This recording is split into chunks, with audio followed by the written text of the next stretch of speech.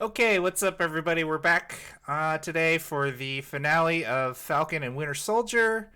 Also, we'll do a quick rundown of the MCU, where we're going after Falcon and Winter Soldier, um, and then we're gonna do a Mortal Kombat review of the movie, uh, and then we'll do our a new episode of Trending Up and Down. So if you're watching on YouTube, I'll put all of the timestamps in the video description. Um, but other than that, let's get down to it. This And week, now, time for an ad. Just kidding. time we're not quite there yet. No. Okay, so the finale of Falcon and Winter Soldier, titled "One World, One People." Um, Basically, when I was watching the beginning of this, Josh, I was like, how am I gonna like describe everything that's happening when we go back through it in the podcast? Because I was like, it's just like action, action, action for like 20 minutes straight or something. Um, so I'm just gonna bring up a few different points of like this big chunk of action scene, um, little by little. But I'll just start by asking you, what was your overall take on this episode? Liked it a lot. I realized afterward, um, more so than uh, more so than I had noticed before.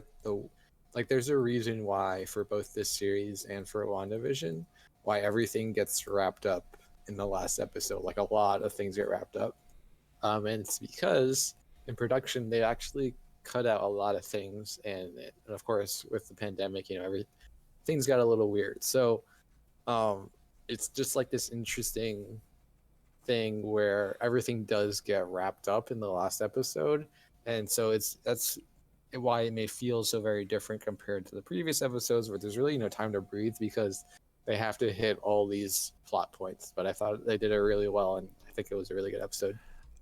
You bring up an interesting point that I just thought about right now, while you were saying that, and that's the Falcon and Winter Soldier was supposed to be the first MCU Disney Plus series on Disney Plus, but for some reason they switched the order around with WandaVision, and now I'm wondering if they were more affected by the pandemic than WandaVision was.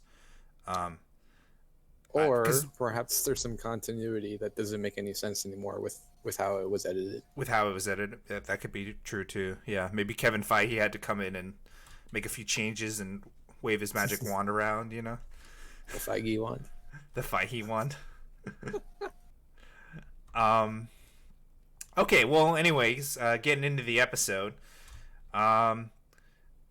So we pick right back up where we left off in the last episodes. The GRC has been taken hostage by the Flag Smashers, and Sam and Bucky are on their way to stop them.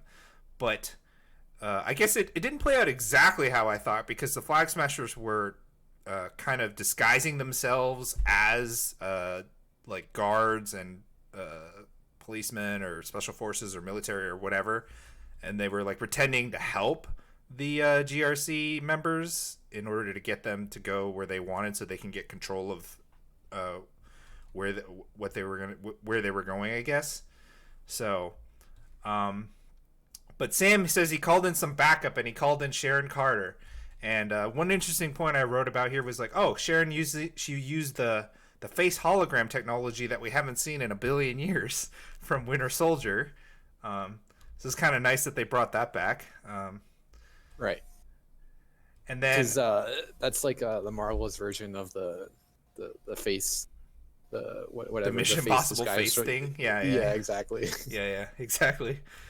And then I wrote, it's at this point the age-old question comes into play: where are the other Avengers, and what are they doing? So I wrote a little list of like people that could have come to help in time, but are nowhere to be seen. Starting with Rhodey, Pepper Potts, Tony's wife, Hulk, and Hawkeye. So I'm kind of like, oh yeah, nobody Okay. showed up. I didn't know you were going to pull up this list, but I'm ready. Okay, you're ready. I'll Okay. explain. Rhodey is overseas doing something. That's easy. He's off in he's still in the military, right? Okay. Is that how? Pepper has put the suit away. She does not actively um, go superheroing. She was never really an Avenger, right? So I really think it's weird that she doesn't show up for this like political thing. She's also the CEO, right, or whatever of Stark Industries. She's too busy. I will give Pepper the a pass because yes, she's a CEO and she's a mom and she's a single parent. She's probably super busy. Okay, I will give a pass on that one. Don't you worry. We will get to Pepper Potts later in this podcast. Okay, all right. Okay. Hulk. I don't think Hulk is. I feel like he's just kind of in a lab somewhere. He doesn't really go on patrol. You know what I mean? Also, do you really want Hulk like defusing a hostage situation? I don't know if that's the best use of his skill set.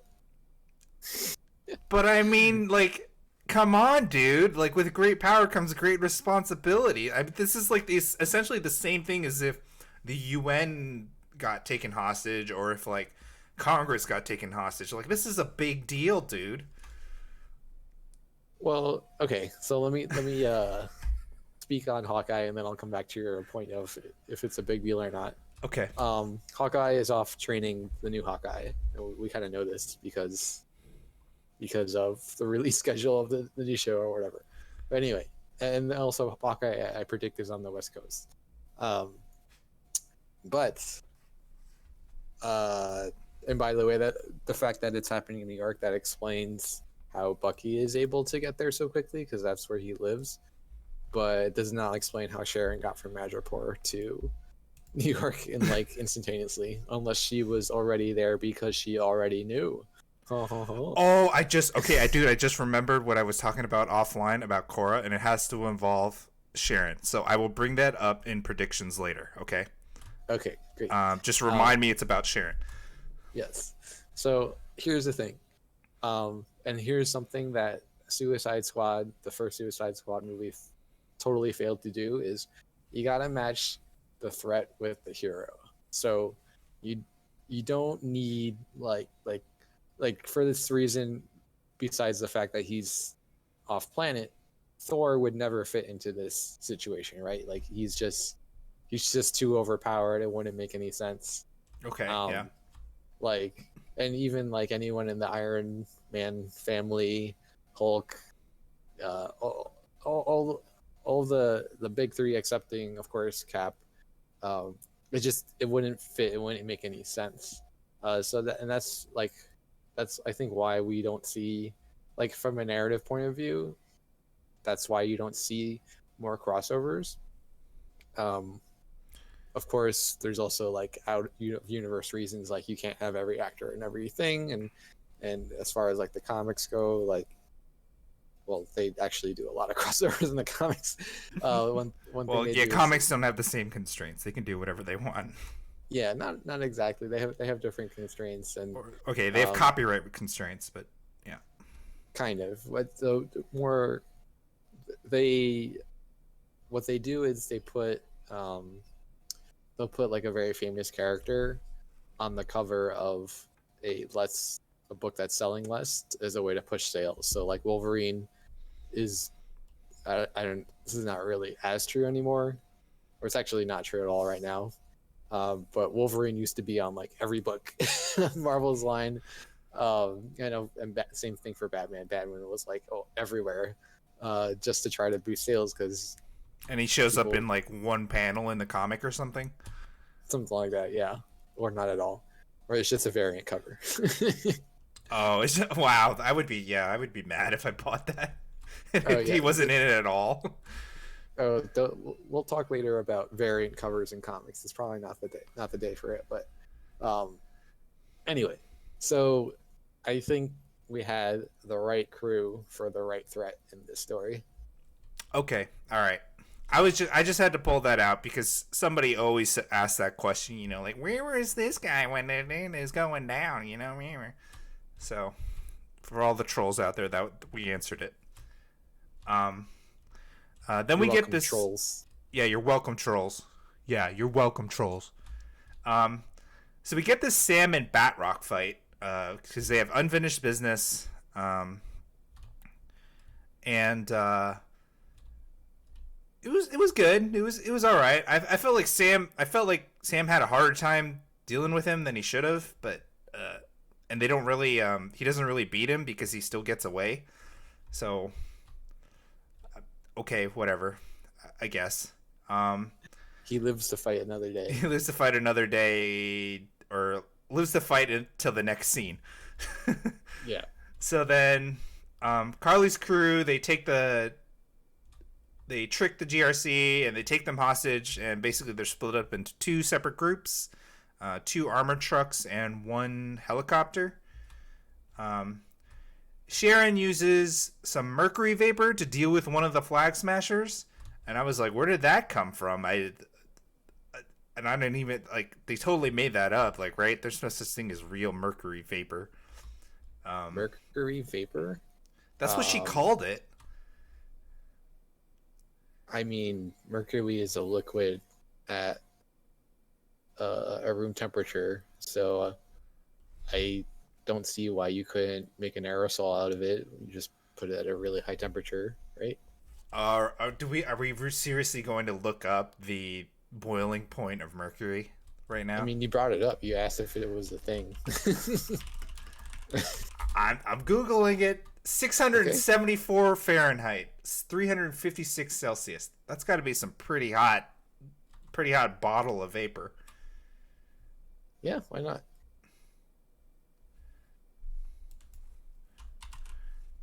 Actually, I should have just asked, is mercury vapor a real thing? I mean, nothing's real, right? Okay, whatever. We'll just move on. That was just one of my... I was just like, where did that come from? I thought she could have just good old shot him or something. Shot him. Well, yeah, like, well, she needed like a bomb that would do the trick, right? Yeah, I guess. And then at this point, that was the last useful thing she actually did to help the good guys. And I'm gonna bring that up later. So, anyway, back to Sam. So Sam kind of finishes his fight with Batroc, so that he can go help the people in the helicopter, because Bucky's on the ground trying to help the people in the armored vehicle. So when he's helping the people in the helicopter, we get a glimpse at his new Red Wing, and he's got more than one. So I thought that was pretty cool. And what did you think of the new Red Wings? Did you like them? Did you care? I mean, they're cool. Obviously they're Wakandan technology. So yeah, I mean, it kind of makes sense. Also, they're really strong. Well, I guess we'll get into like the propulsion power of the new Captain America later, but yeah, we could talk about that. I had a couple of things to say about that. Okay.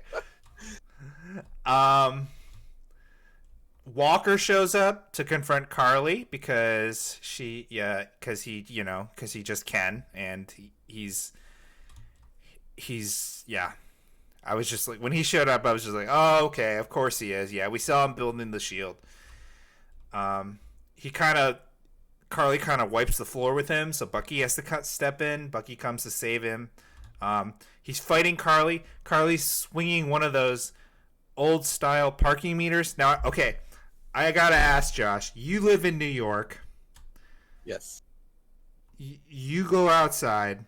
Do they really still have those old style, put the coin in, the heavy ass gray parking meters? Because I have not seen one of those in real life for like 20 years. So I don't know why you think I go outside, because I don't. But, Okay. No, I haven't seen even locally where I live in the Bronx, where we typically have older technology. No, everything is the like centralized thing where you go up and you can pay with credit card, with coins, and then you get the ticket, you put it on your car. We don't have those anymore. Okay. Yeah. Yeah. Because I haven't seen one of those in a long time. All right. Just a little bit of a nitpick there. It's an I don't alternate really, universe. I don't really care. I'm just doing it for the lulz. I'm just bringing it up for the lulz. um, okay, so that kind of ends the phase 1 of the fight. Carly and the Flag Smashers kind of get away, and they have to chase them to this like abandoned building, I guess, or I don't know. Anyway, so but the basically the two sides are aligned. Oh wait, I'm sorry, I skipped over the helicopter scene. Yeah, the helicopter scene. So the helicopter scene, Sam is he he uses the one of the new Red Wings to scan everybody inside the helicopter to see who has flying experience. And I was just like, hold up. Sam, like, Red Wing has this capability? Like, Red Wing is basically one of those 5G towers in, like, Hong Kong or something that is, like, facial recognition and it can, like, see your entire history and your past and everything. Like, I feel like that is against something like what a Steve Rogers Captain America would employ in his toolkit. Well, he's not Steve Rogers. Yeah, but Obviously. he like embodies like Steve's ideals. This one I actually kind of have a problem with because I feel like privacy would be a big deal for Sam. That's the problem you have with all this. yes, this is the problem. I assume Sam still has his government privileges, so all he did was tap into, the U.S. database of public figures that happen to be in the. Okay. Okay. Public figures, yeah, maybe. Okay. Maybe it doesn't work for just anybody, but because she was a senator or whatever she is, it works. She's probably like the prime minister of Philippines or something like that. Okay. I could buy that. Because they're public figures. So he just did a quick Google on them. Yes. Let's go with that. Okay, let's go with that. I could do that. Yeah. Okay, so going back. So now phase 2 of the fight is in this building. Bucky, Sam, and Walker are on one side. Flag Smashers and Batroc on the other side. Bucky, Sam, and Walker are trying to find them. So then we get this scene between Sharon, Carly, and Batroc. And lo and behold, the world's biggest twist that nobody saw coming, is that Sharon is the power broker. Whoop-de-doo.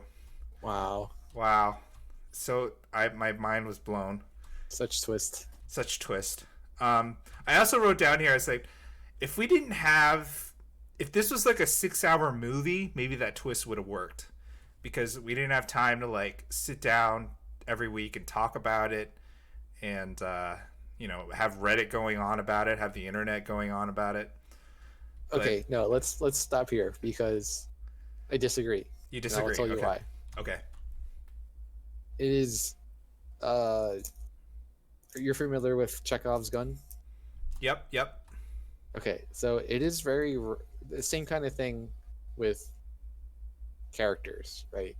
Or maybe like the reverse, maybe like an inverse of Chekhov's gun. Could you just say what it is, though, just in case? Sure, yes. Yeah. So a rule in storytelling is that if you introduce something in the room, for example, a gun, it has to be fired. Like the trigger must be pulled out of that gun at some time in the story. Otherwise, you wouldn't include the gun. So, almost like the inverse of this rule is the villain in the story that you don't know the identity of is almost always somebody you've already met. It's very rare that you meet the villain and it's like, oh, here's this person that we haven't seen before. One of my most favorite exceptions to this was one of the Bond movies. Was it Spectre or Skyfall? Where you meet the villain and it's literally somebody you haven't seen throughout most of the movie. When they're on the island. Anyway. Are you talking about the one that was Spanish, Javier Bardem villain? Maybe he was blonde. Yeah, he's blonde. Javier Bardem. Yes. Yeah, yeah. And he had like he was hiding like a disfigurement or something. Yes, Yeah. yes. Okay. Okay. Skyfall. Skyfall is the one. Okay. So other than like that's like my go-to example of like a villain who you haven't seen before in the movie. But in this case, like the Shadow Broker has to be, even if it was a 2-hour movie, it has to be somebody you've seen before, or maybe like at the very least somebody you've seen in like a previous movie. But by process of elimination, we know it's not, Sam or Bucky or Zemo. Probably not. Well, maybe Zemo. Zemo was the power broker all along. What a twist. We know it's like none of the other schmucks be small in Madripoor. Um, Shadow Broker, like there's just not a lot of characters when it comes down to it Yeah. in the story. So like had to be Sharon. It was always Sharon. Okay. While you were saying that, I just had a question that came up. Is Zemo has heard of the power broker, right? That's how he knew to go to Madripoor? Uh, Or did he just know the lady that worked for the power broker, whatever her name was? right. So his intention is to go to Madripoor to meet that contact I who think he knew tells the him power the broker name though, of. because there was a line that says, "You know the power broker, you know him," and he said only by reputation. So then he's never met her. So he's never met her. But here's the thing: Zemo Zemo got locked up in Civil War, which was 2016, right? Sharon presumably didn't become the power broker till after the events of Civil War. So how would he have? He's been locked up all this time. How would he know him by reputation? Unless I guess he was getting news in jail. Yeah, I also think the power broker is probably like Sharon probably killed the previous power broker. Oh, and just It's assume kind the of like mantle. Yeah. yeah, it's kind of like Mortal Kombat, not to skip ahead, but or Highlander. Okay. All right. We'll get to that when we get to that later. Right. All right. Okay. So in the ensuing struggle, Batroc versus Carly versus Sharon. Sharon kills Batroc. She shoots him, but Carly shoots Sharon. Um. But Sharon doesn't die. It doesn't seem to be a mortal wound. She seems to be okay. So then Sam and Bucky and Walker show up, and Carly and Sam go at it, and but he doesn't really want to fight her. He's still trying to talk her down. He doesn't want to kill her. And then it's at this point, so he's not doing any offense. He's just playing defense and dodging and ducking and everything. And then when Carly beats him down a few times, then she says like, "Stay down," and then he gets back up. I swear, I thought for sure, like I was like 99% sure he was gonna say, "I could do this all day," but he didn't say it. He just said no, and I was like, "Oh man, I feel like that was a missed opportunity." No. Yeah, I was like, or say something else other than no. But okay, all right, whatever. He's not Steve Rogers. He's his own man, so he's not going to use Steve's lines, I guess.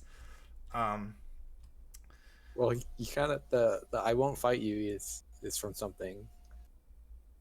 What is it? That line is not original. Yeah, I know. Oh, when he fights Bucky. When he fights Bucky?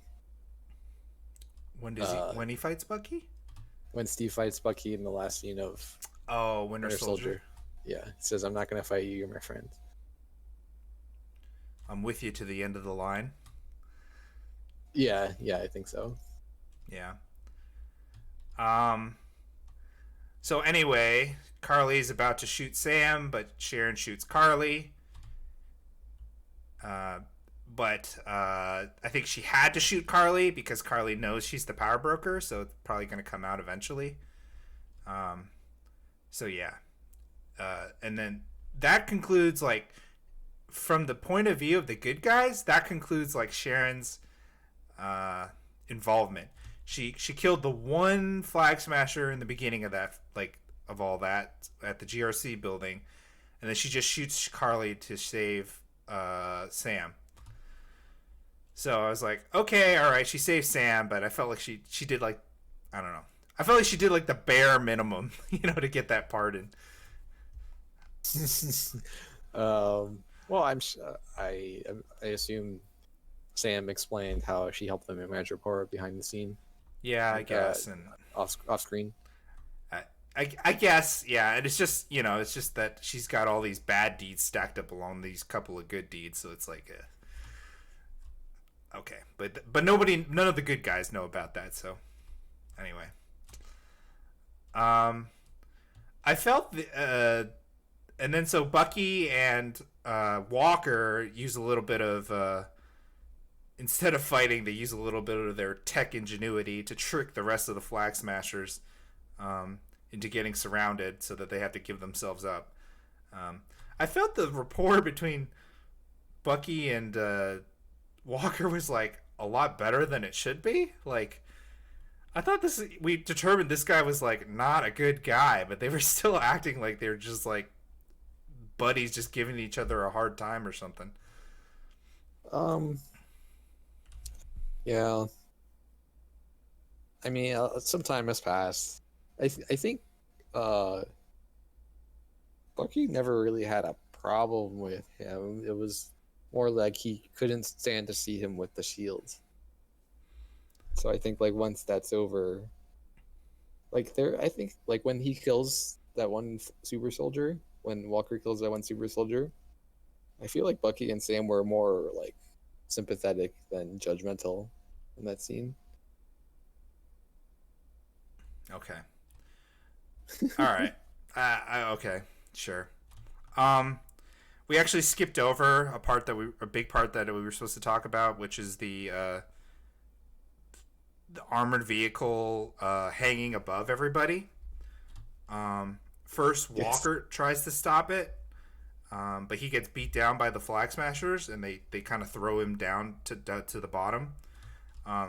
So then it looks like the armored car vehicle is going to fall, but then Sam comes with his wings, his outfit, everything, and his red wing, his two new red wings, and he stops the armored truck from falling. And he's basically holding the entire thing's weight himself. And this is where Josh was saying the red wings and the suit are super strong. They can hold the weight of an armored vehicle. But also it's like they're not really giving him that, like, it feels like he's taking like a huge amount of weight on it himself, and he's not a super soldier. So I'm thinking, like, what is the peak human condition for a guy like Sam? Like, how much can you actually hold in place? How much weight could you hold in place? On top of that, he has nothing to anchor himself against, like the ground, let's say, right? It's a lot easier to hold something in place if you're on the ground, right? Because you can just like stiffen up your body. But like he's in the middle of the air. I don't know. This felt like superhuman to me. What did you think about that? Yeah. So, well, here's how the physics of it works. For him to hold up the truck, he needs to. Well, okay, we can give a little leeway because it was not in midair. It was kind of hanging off a little bit, so it's not the full weight of the truck. Still, it's heavy. It's so heavy that uh, Walker, who is a super soldier, couldn't just like toss it back. So we've got to be talking about what, a couple tons, maybe. I'm googling the weight of an armored truck. So let's just say 1 ton of pressure, 2,000 pounds. Okay, for Sam to be holding this up, and it's not moving at all, so there's no momentum, there's no velocity here. Essentially, there's 2,000 pounds pressing against his shoulders, and his jetpack is kind of pressing into his back as well. So it's more of a durability than a strength thing. Like his body is able to withstand 2,000 pounds of pressure at least here in this scene. So what would be whatever the Red Wings are doing? Yeah, so I'm saying the Red Wings are probably gonna have to be doing like, I don't know what the super fit person could like withstand. What would you say, like 200 pounds of pressure like that, or I mean, people can bench several hundred pounds, so and that's okay. kind of what he's doing. Let's be generous and say he's got 500 pounds of pressure on his back and shoulders. I think that's okay. I don't even think The Rock can do that, but okay. Well, let me see what the world record for a bench press is. The Rock Rock can is not do. the strongest person in the world, you know. Yeah, I know, but I mean, Sam's not as strong as like those strong men or The Rock. You know, he's The world record for a bench press is 885 pounds and 2 ounces. okay. So if he's taking like 500, and he doesn't have to like, he's just holding it up, right? He's not like actually Yeah, like doing he the just rep. his Yeah. bones basically just have to not snap. Yeah. Okay. So maybe he could do 500. I So also wonder if the suit augments him in any way because I assume it's vibranium. Um, oh, that's a good point. Yeah. Hmm. so I don't That would know. significantly help. Yeah. Okay. Kind of like Black Panther's suit helps him. I mean, he's superhuman too, but like the suit helps him Right. too, right? Okay. Let's go with that. We'll go with that. Um. Okay. So at the conclusion of the fight, Sam gives this monologue speech, uh, and basically saying he kind of agrees with like what Carly and the Flag Smashers were saying all along, which is what he said before. He agrees with her fight. He just doesn't agree with how she's doing it. He basically makes the point that like she died for because she believed in this, and he's basically telling these GRC senators or leaders or whatever, like there's a reason that she's doing this. It's not just like because they labeled her a terrorist. It's like she's not just doing it for the lulz. She's not the Joker, you know. She's like, there's a reason why, and why do you think that reason? Why do you think she believes in it so much? So he's like, and then of course he's like, of course these are not. There's no easy answer, but we have to have hard discussions. And I was just like, okay, this is great. That's great, but like, I don't know. They basically don't want people to be relocated back to where they came from, right? That was what the ask was. They uh All okay, of so the what the unsnapped people. GRC wants to do is okay, so yeah, it's a little complicated. So what happened was when people got blipped, other people moved into where they were living. So like now if so let's say I got blipped and you moved into my house, I come back. Do I get my house back? You know? So what the GRC wants to do is say, too bad you're homeless, like figure it out. And like I They're talking guess about what they want to move out the people that have moved into other people's stuff, right? They're not talking about the unblit people. You're on your own. they are saying unblip people get to stay whatever, find your skeevers, basically. That's the GRC's position. Oh, so the blip, the people that came back from the blip are shit out of luck. Is that what you're saying? Right. Okay. That's what the GRC wants to do. So Yeah, so Sam is basically saying like there has to be a way to provide for everybody. that sounds like the Uh, super idealistic way. yeah, well, you know, I don't know. Maybe it's like an economics question. Like, what would the world look like after 5 years, after like half the workforce has been gone?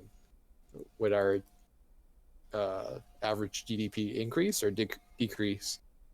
Um, was Thanos right after all? No, just kidding. He wasn't. But was he? I think, Unless. yeah, it's hard to say just because of the effect that shock would do on the whole system.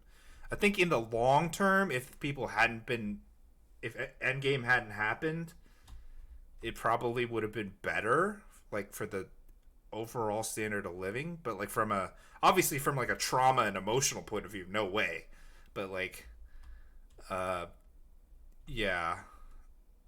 Well, But so because here's Endgame what I happened, then here's how I would describe it is, so let's say half the population gets blipped. What do the people that are left behind do? Well, what you're gonna have is a lot of towns are just not going to survive. They're gonna have people congregating and moving into cities and moving into now vacant homes in large cities. So now the people that come back, you're basically telling them, well, now you got to live out in the boondocks because that's that's what's available. You also like maybe you have no credit history or whatever, like Sam's family. So it's kind of like uh, you either have to choose one over the other, or like it sounds like Sam is advocating for let's provide for everyone with the resources of the world. yeah. I don't know. It that sounds insanely difficult because especially like if you were blipped and you came back, like somebody probably filed like a death certificate for you, right? Like so like then you have to like undeadify yourself in legal terms just so you could like apply for a job or something, right?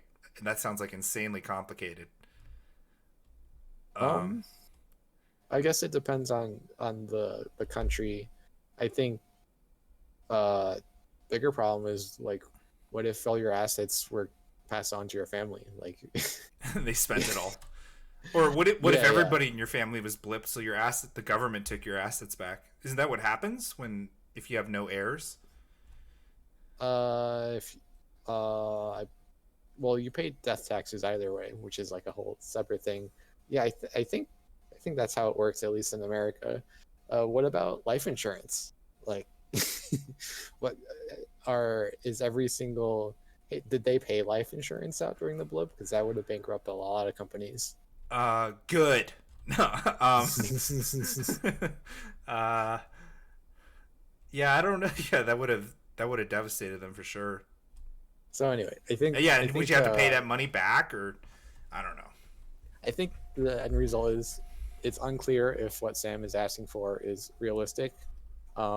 Granted, like they do have like infinite energy thanks to Tony and alien technology and all these other things that we don't have here in this our regular universe. So I don't know, maybe. Uh, I'm sure with Sam's leadership, they'll figure it out. his That's that's my his budget and legislative leadership. yeah yeah. That's my idealistic segue to the next section. All right. Okay. Um, so I brought this one thing up to you beforehand, and that was I was confused about the remaining flag smashers. They got put in the back of this armored vehicle. One of the guards whispered to them. He said their motto, which is "One world, one people," and then he gave them a smile. So I was like, "Oh, he's gonna help them get away." That's what I was thinking, right? But then, literally within like 10 seconds, their truck blows up, and it's shown like some old man in a car nearby triggered a bomb that blew up the truck. Do you have any insight on who this old man is? Did those people really die? Or who the guard was? What was going on there? Because I was just super confused at that point. Yeah. So when I first saw it, I thought that was like Sharon's assistant or whatever. I was like trying to scratch my head where I'd seen this person before, but it's not Sharon's assistant, at least not directly. It is actually, drumroll, Drumroll. Zemo's butler, who was flying the plane. Oh, yeah. Okay. And that's why we cut to Zemo on the raft, who Oh, finds I out that they're totally all missed dead, that. Yes, it is his and butler. now he can finally rest because his mission is complete. And once again, Zemo gets what he wants. He is undefeated as a villain. I mean, he's locked up, but okay. I guess he is He's where he undefeated. wants to be. Okay. He's surrounded by other supervillains. You don't think he wants to be there? Oh, he's keeping tabs on him, huh? Okay, all right. Wow, that is one super loyal butler. That is like the anti-Alfred or something. What do you mean the anti-Alfred? Because he's like doing all the Zemo's evil bidding. He's like Oh, you mean like a dark Alfred? a Not an dark Alfred. anti-Alfred. Yeah, not anti-Alfred. A dark Alfred Alfred. is also super loyal, except in like Yeah. some renditions. Yeah. They should do a they should do a series on Zemo's butler. They did one on Alfred, so they could do one on Zemo's butler. Sure. Oh, I think you're talking about Pennyworth. Pennyworth, yeah. Yeah. Have you watched Okay. that? I have not.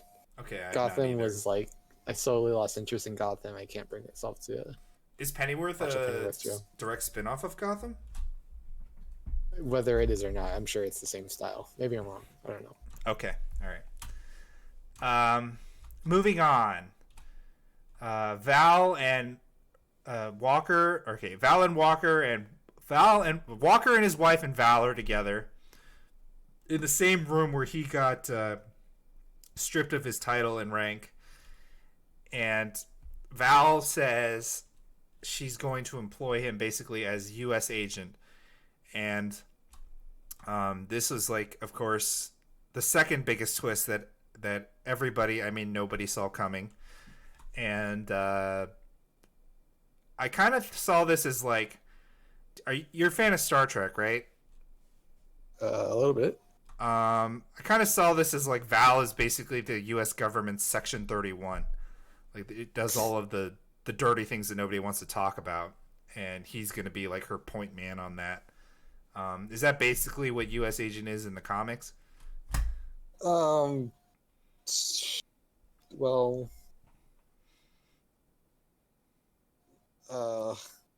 first of all, the U.S. agent is like a D-list hero. Ouch! Ooh, ouch! Second of all, yeah, sure. Like he'll, yes, he is the type of hero who will kill people for his mission. So yes, I think it's unclear if Val is speaking on behalf of the government, or more likely she's just kind of an independent person using him for her own reasons. Okay. Like she's just kind of taking all the government rejects and making some sort of Suicide Squad. Well, in Marvel, it's Thunderbolts. Oh, Thunderbolts.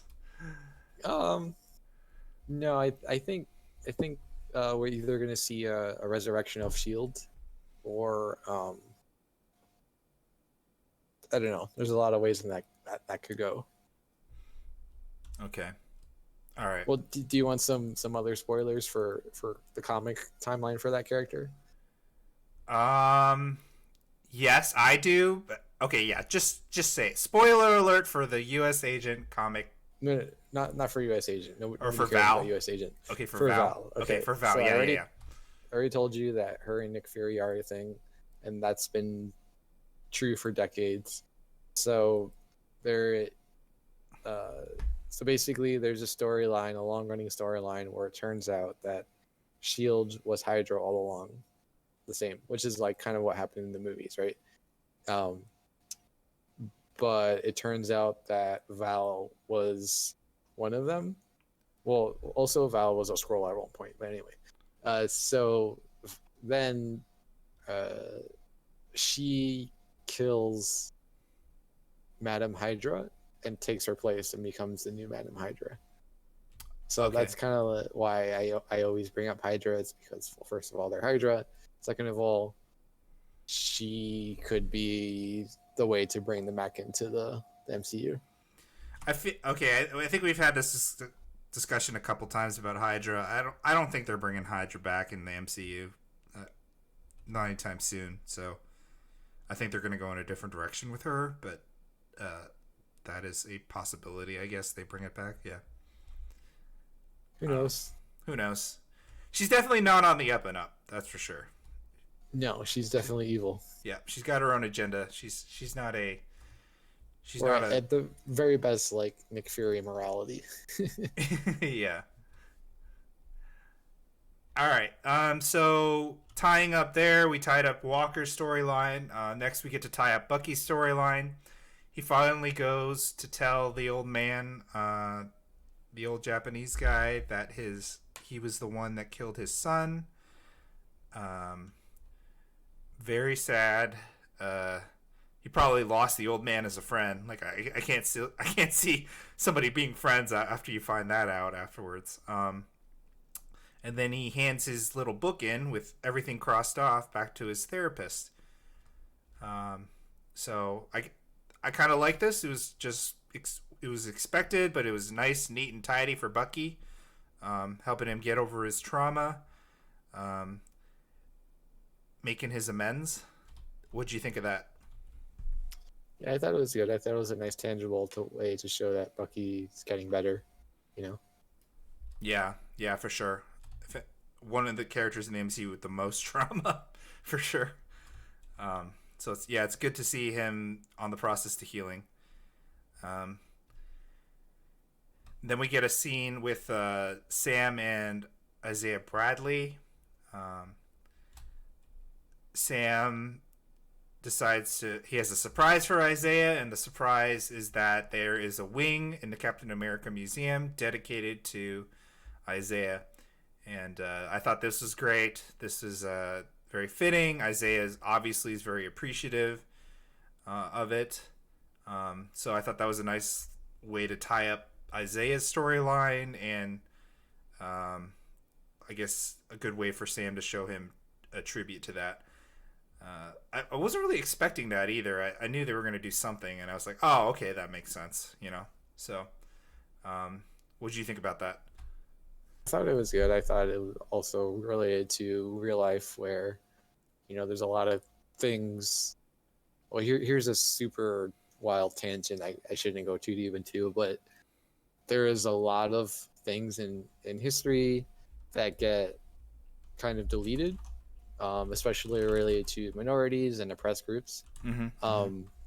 So I think it was actually, we have something really relevant in the news right now, right, with the Armenian genocide, which I don't really have a stance on, but wait, sorry. Why is it more relevant? Has something happened? I missed that. Yeah, President Biden is the first U.S. president to call it a genocide. Oh, I didn't hear that. Oh, okay. Yes. That was that this week? Either today or yesterday. Okay. That's interesting. Yeah, so and they're saying it could strain relations with Turkey and so on, with the upside of like speaking out for human rights. So anyway, but like that type of thing, right? So we, humanity, and I should say people in power, tend to have a tendency to erase history in a way that suits them. And so I think this was a good way in a popular TV show to point out, like, hey, you know what? There's a lot of things that are worth learning about and educating yourself on that influence the way things are today. Yeah, in universe, it's kind of mind-boggling that like there was this whole other super soldier that like we didn't know about, and he obviously had did as many great deeds as Steve did, right? But like we didn't hear anything about him. They erased it. They locked him up. And like you said, out of universe, very fitting for the time that we're living in. Unfortunately, it always feels like it's fitting for the time we're living in. It feels like it's never getting better, but yeah, like you said, a great way to point that out to the audience, and maybe like to help younger people pick up on that too. Like some young people don't know a lot about, are not as well versed in like histories written by the victor and that kind of concept and everything. So yeah, exactly. So that is the end of the regular episode. I like the end title credit. It said Captain America and the Winter Soldier instead of Falcon and the Winter Soldier. That was Yep. awesome. Yep. It kind of like puts a nice little bow tie on the whole series, and then we get the post credit scene that we all knew was coming. It had to have a post credit scene, and it turns out it's Sharon. She gets her pardon from the GRC, and then she gets from America, and then she gets a spot back in her old division. And I'm like, what is her old division? Wasn't she a Shield agent or something? So I was just like, I was confused at that, but I'm like, okay, whatever. She gets her old job back, and then she like literally after she gets that, she doesn't even wait. Like, she doesn't even wait till she gets home. She's like literally walking down the steps of that building, and she calls like her, I don't know, power broker buddies, and then she's like, yeah, we're gonna have access to like all this secret intel and weapons and stuff. We're definitely back in the game. And I'm like, whoa. You just went like full super villain or something. You just went like total Lex Luthor. You know, I thought she's gonna be like a little bit smarter about it or something. Yeah. So it says here Sharon was most recently in the CIA after Shield was dismantled. Oh, yeah. Okay. Yeah. Yeah, I remember that. Okay. So she's going to be back in the CIA. In quotes, right? Yeah. Okay. So I want to get into predictions here, and I also want to talk about what I was telling you beforehand about something about Sharon. Okay. So if you want to, unless you want to talk about anything else you wanted to tack on, otherwise I'm going to move into predictions. No, let's do predictions. Okay, so my first prediction is that they're going to make a Captain America 4 movie with Anthony Mackie and Sebastian Stan. Oh man, I am such a prophet. Congrats, dude. Congrats to me. If you didn't hear, they're making a Captain America 4 with the same writer that is the main showrunner for Falcon and Winter Soldier. So it's basically just going to be a sequel to this series. So like a lot of people were asking online if Falcon and Winter Soldier is going to have a season 2. I think season 2 is basically going to be Cap 4. That sounds like what it's going to be like. But my other prediction that I stole from some random guy on Quora, is Sharon is going to turn out to be a Skrull in the Secret Invasion storyline. What do you think, Josh? This Sharon that we just saw? This Sharon that we just saw. This Sharon that we've seen in this whole series so far is a Skrull.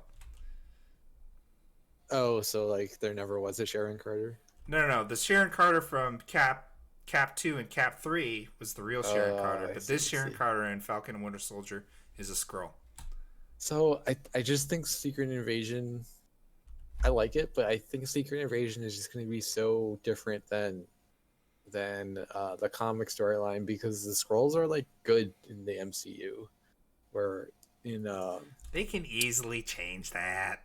They were good in the 90s. They were good in the 90s? That's when Captain Marvel happened, was the Skrulls. They were good in the 90s in the timeline. Well, Captain Marvel's a Kree. Yeah, I know. Right. I know. I'm just saying, you said the Skrulls are good, but they were good in the timeline. Captain Marvel movie happened in the 90s. So like they've had 20-something years to become bad. Okay, but they've been fighting the Kree for millennia. Like, it doesn't... I don't know.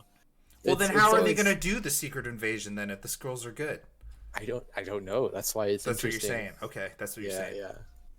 I when I saw Secret Invasion, I was like, but wait, like, how does that work? Because Secret Invasion in the comics is kind of like Civil War, and that basically half of everybody is fighting the other half. It was also kind of lame because it retconned some things that didn't need to be retconned, or maybe shouldn't have been.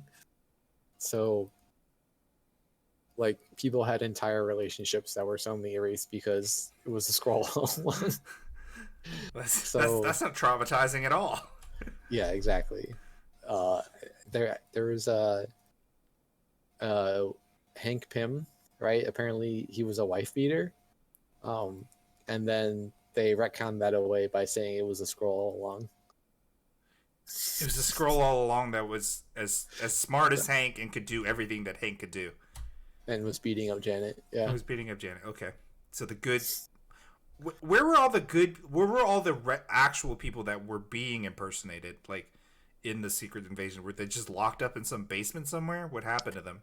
I think the Skrulls abducted them. Let me look that up. It's been a while. Spoiler alert. Spoiler alert. Let's see. Wow, Secret Invasion was in 2008.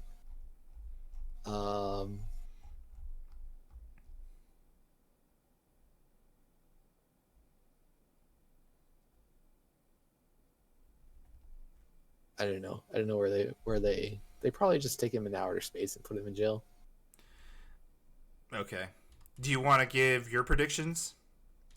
I don't know if I have any predictions. Do you want to go over the past predictions? Yeah, let's look at how we did for this Okay. For this show. Episode 1. Your prediction was new Cap is going to take credit but not be useful. I'm gonna give myself a point for that. Yeah, I feel like he was not that useful in the finale. Or until he took the super soldier serum, he was definitely not useful at all. Yeah. Falcon will become the new Cap. I said Falcon will become the new Cap, and Lieutenant Torres will become the new Falcon. That was kind of a give me. I don't really give myself credit for that. That was kind of a given. Lieutenant Torres becoming the new Falcon hasn't been confirmed, but it's kind of he took the old wings. He's probably going to be right. Yeah, I'm sure. That's like all but said and done. Right. Predictions for episode 2. You said Sharon is not happy that Zemo's out, and I have nothing. Okay, we might have skipped that week. I'm pretty sure I said Sharon was the Shadow Broker in episode 2. Power Broker. Okay. Yeah. All right, we'll give you a point for that. Cool. Episode 3, I said Zemo helps Bucky and Cap get rid of the super soldiers, but he likes the Flag Smashers' ideology because Avengers were the ones who reversed the blip. Yeah, I think. Oh yeah, so I think he was going to continue their quest or whatever. That was pretty wrong. So Almost like the opposite. yeah, I'm going to give myself negative points for that. Oh, this one here, you said Sharon is the Power Broker, so there's your. Oh, okay. So it took me until episode 3. Yeah, so episode 2, I guess we probably just glossed over. We didn't. Was she in? No, I don't think she was in episode 2. Yeah, she wasn't. She didn't show up till 3. Oh, I know it. So that prediction, because I was going off the trailer. So my prediction was that Sharon was not happy that Zemo was out, which is kind of a lame prediction. I'll give myself Okay. a decimal point. Episode 4, you said Battlestar is not actually dead. Yikes. Yikes. I didn't have anything, so. Oh, wait. Let's pause here. Okay. Do you think, I'm going to ask you if a couple of people are really dead. Do you think Batroc is dead? He got shot, dude. Okay, but do you think he's dead? Yeah, I think he's dead. I think he's done. Okay, next question. Do you think Carly is dead? Yeah, I think she's dead. Why? All right. You don't think so? You don't think either of those guys are dead? I think it was. See, it violates my thing where like these Marvel shows don't really lie to you. Okay. Hold on. Sorry. Batroc.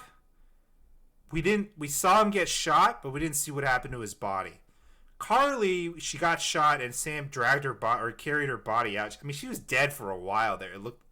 Well, he did give her to the paramedics, though. No, but he said she just died for. She's dead. Okay, sorry. Go ahead. I don't know. Like, she's also a super soldier. Like, Bucky survived being thrown off a cliff. I guess he wasn't a super soldier at the time. I guess she did.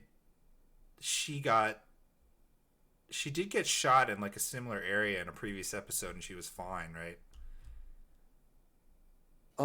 Yeah. I just there's a couple of Marvel rules going on. So first Marvel rule is the show doesn't lie to you. So if they say Patrick's dead and they say Carly is dead, they're dead. Rule number 2 is the villain never survives. So Patrick and Zemo were both like exceptions to this rule, and one of those has been cleaned up. But I don't know. It could be like the actor for Batrox, like, you know what, I can't do this anymore, so they wrote him off. Carly, I don't know. You know what? I'm gonna go on a limb. That's my prediction. Carly's not dead. Okay. Let me write that down.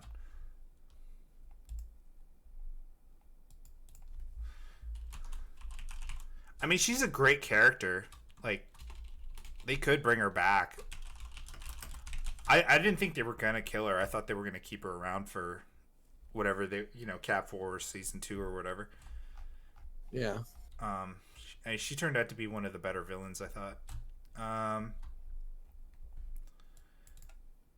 Okay, episode 5.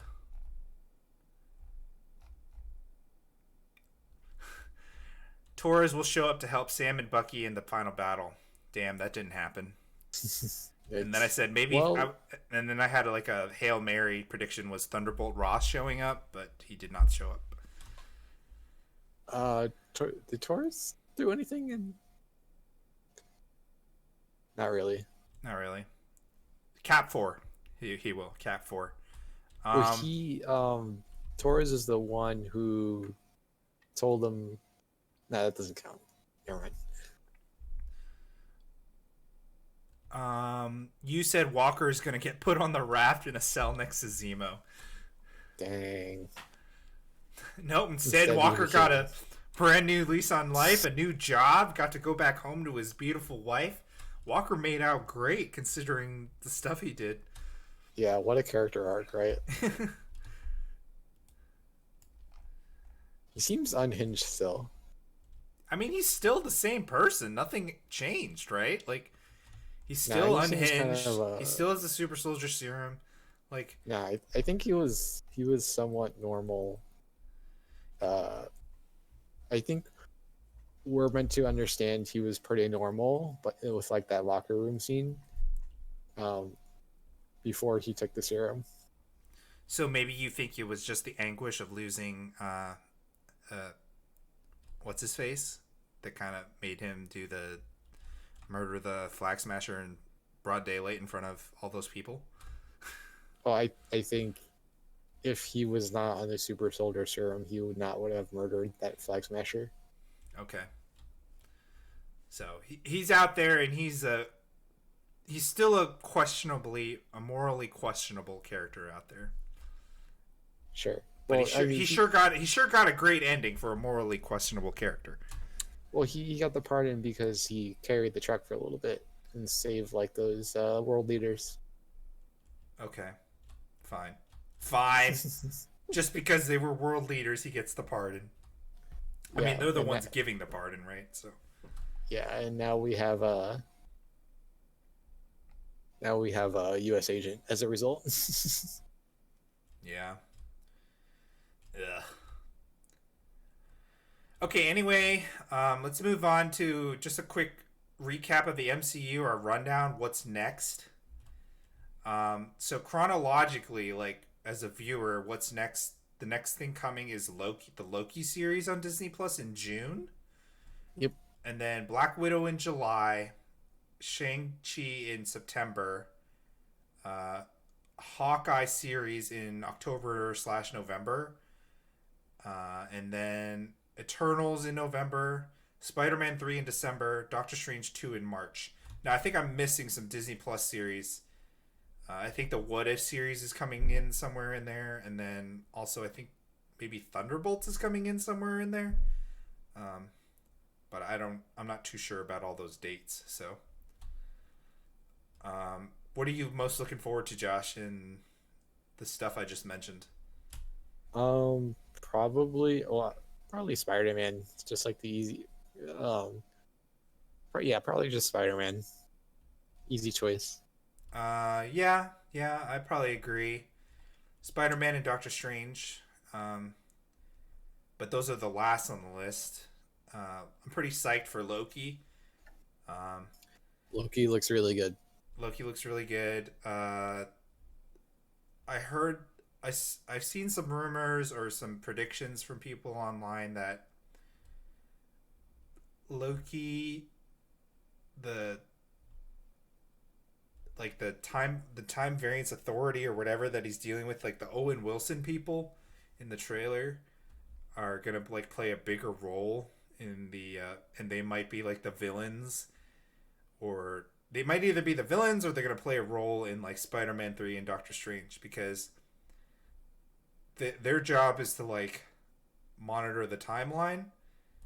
So maybe they also monitor the multiverse. So maybe they have something to do with that in Doctor Strange and presumably Spider Man, because I believe Spider Man's going to have to do with the multiverse as well.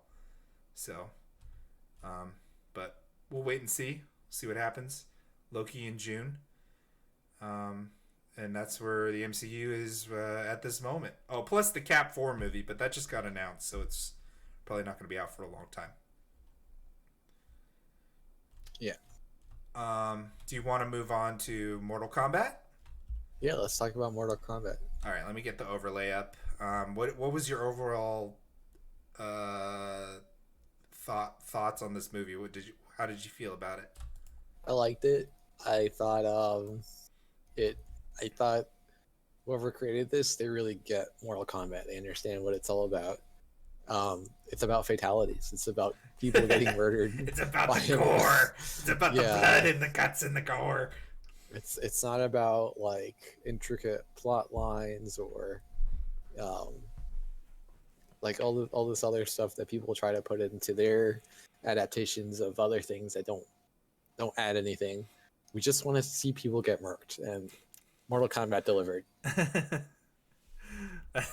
That's a great take. I love that take. Yeah, I didn't have like any expectations going in this. I was just like, because I was a fan of the 90s movies. I didn't play much of the games growing up. So I kind of knew some of the characters because of playing a little bit of the games, but mostly from the 90s movies. So a lot of the characters in here, especially the bad guys, were new to me. Yeah, I liked it, except for the part when they got to the temple. I just thought that part was so boring when they're doing the training and they're trying to figure out their Arcana stuff. And every time they said Arcana, I couldn't help but think of the Dota Arcana skins, and how our buddies that play Dota like were obsessed with some of those skins, and I was just like, I don't care about these Arcana, like whatever. Yeah, their Arcanas are a little cringe, but yeah, I thought it was funny. I thought this Liu Kang was interesting for sure, a different interpretation. Kano, so Kano, it seems like they put a lot of effort into his dialogue, and they try to make him very funny, and kind of with like mixed results. And I think he wins the award this year of most obvious betrayal of the year. Well, I mean, he started out as a prisoner of Sonya, right? So it's like, right. Yeah. So but yeah, you're right. So yeah, I thought it was, I don't know, like you gotta have, you can't have not that you can't, but you gotta have like some downtime in the movie, to like you gotta have like what's it called, like increase and decrease the tension. If it's just like always 100%, there's no like narrative peak and valley or climax, and the climax doesn't mean anything. Yeah, totally agree. So that's why the temple scene is there. to bring down the tension. Yeah. But I thought the end, that was like a great climax when dude returns from hell to avenge himself and his avenge family. himself. Yeah. That's you don't so see good. that much, coming back from hell to avenge yourself. Yeah. Like, you thought I would burn in hell, instead I learned to control it. What amazing. Also, that's like a slight, like that's like a more. I'm not super up to date on Mortal Kombat lore. I know it gets very complicated. But I think that's like a more modern um, retelling of Scorpion's lore. Um, the I thought like it was him or Sub Zero, like their son had taken on the mantle or something. So I thought uh, the main character Cole Young was gonna become Scorpion, but I guess that would have been too obvious. Yeah, instead they made a new character, so I think he'll be in the next game, maybe. Oh yeah, maybe yeah, or he'll be like a DLC. You can pay Oh, like well, of course there'll be $40. a DLC.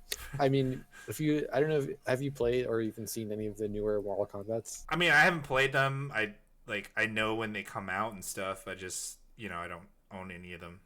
Because it's just like so much crossover. Like they've got Joker, Harley Quinn, Spawn is in there. Same thing with Injustice. They've got, I think, Sub Zero is in Injustice. So yeah, I don't know why I brought that up, but Dude, that you like. So were you expecting like Joker to show up in this movie or something? That would have been crazy. well, no, actually, I think the reason I said that is, uh, it's interesting that we now have a movie first character that may be in the game. Yeah, A little bit backwards. yeah. I thought something was gonna happen with his daughter, because, like he's kind of like the chosen one. I thought they were gonna subvert that and be like, well, she's still his daughter's still technically blood of Hanzo Hattori is his name? Hanzo something? No, not Hasashi. Hisashi, okay. Um, I think Hattori Hanzo was from Kill Bill. Okay. Well, Hattori Hanzo is a famous character from Japanese history and folklore. Okay. So there's all kinds of Hattori Hanzos in different media. Oh, okay. So okay, that's where I've heard him. Okay. Yeah. Um. Yeah, I liked how they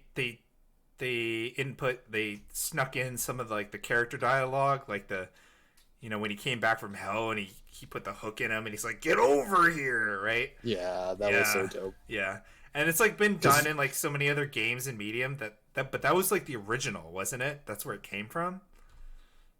What?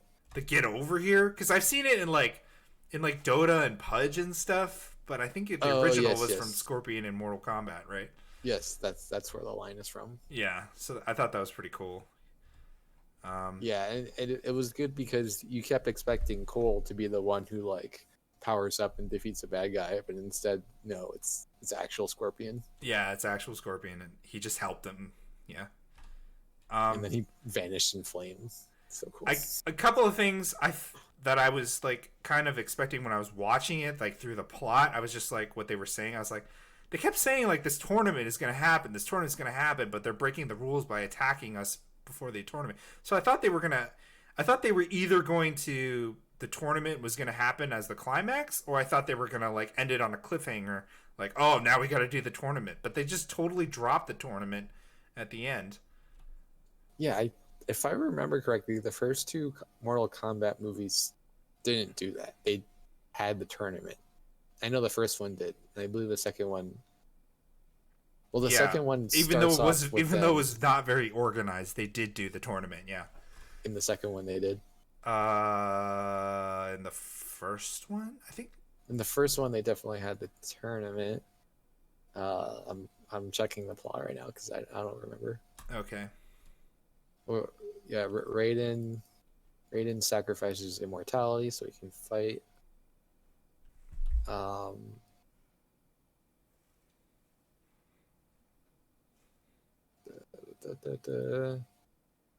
Yes. So at the end, the Elder Gods show up and they basically say, there must be Mortal Kombat, and then Liu Kang fights Shao Kahn. Shao Kahn, yeah. So technically, yes, there is a tournament in the second one. So this is the very first Mortal Kombat movie without Mortal Kombat. Yeah. And then I thought they were gonna do like because you were telling me a thing about the Mortal Kombat lore is like there's always like a bigger, badder guy. So I thought like this character what was his name? I forgot his name. This bad guy was gonna turn out to be like his master was gonna show up or something, but they didn't do that. Shang Tsung. Wait, you Yeah, the emperor figure, whatever his name is, Shang Tsung. Yeah. yeah. So I think what will happen next actually is because I was watching some fatalities on YouTube Okay. as a result of this movie, and I think what's happening right now in the game is there's like zombie versions of characters, and I feel like that's what's going to happen in this one coming up is all the bad guys are going to come back as zombies. Okay, that sounds incredibly cliche and super boring, but all right, I'll take it. For a movie, anyway. For a fight, like for a game, it's like, oh, I get to fight as the zombie version. That sounds cool, but for a movie, I don't know. Yeah, let me see. Or maybe it's just a skin, a zombie skin. Who knows? Like Kung Lao is also dead. By the way, Kung Lao, he wins the award for best fatality in the movie With the hat or with the surfing the hat. yeah, Oh my god, dude, that yeah, was that's pretty great. good. Yeah, I hope somebody. I'm sure somebody's already done it. Like, just put a clip of all the fatalities from the movie on YouTube or something. Somebody's probably Yeah, already done it. put that on loop to rot your brain. Yeah, yeah. So yeah, overall, decent movie. Um, Probably not for everybody.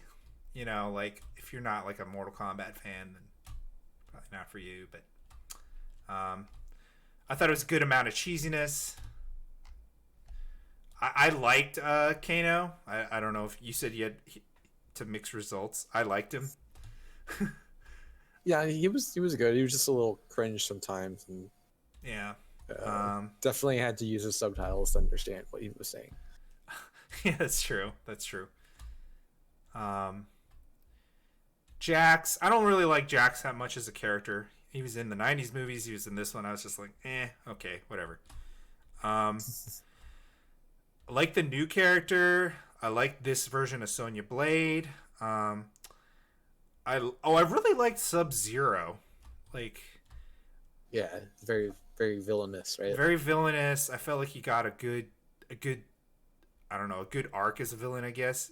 There wasn't like a whole lot to like why he was doing what he's doing, but I guess in these kind of movies you don't really expect or get a lot of that anyway. I just thought he was, yeah. All I right. felt like the actor was really good in the physicality of it, not just the fighting, but just like his intensity. Yeah. Just to follow up on my earlier comment about how there's a ton of crossover characters. So in Mortal Kombat 11, the newest one, we have Rambo, RoboCop, the Joker, Spawn, already said. Uh, then we also have there's one more here. Oh, Terminator T800. Terminator T800. That's what I thought when I saw Kano's Arcana power. Oh, maybe no. Kano is also in this game. Yeah, I don't know. Well, the Terminator never shoots something out of his eye, but yeah, But he it's the does have a same thing. laser that he like uses to look at stuff. Yeah, Scanning laser. scanning light. Yeah. Um, what did you think about the tease at the end for Johnny Cage? Are you hyped for Johnny Cage? I mean, so here's the thing about Johnny Cage.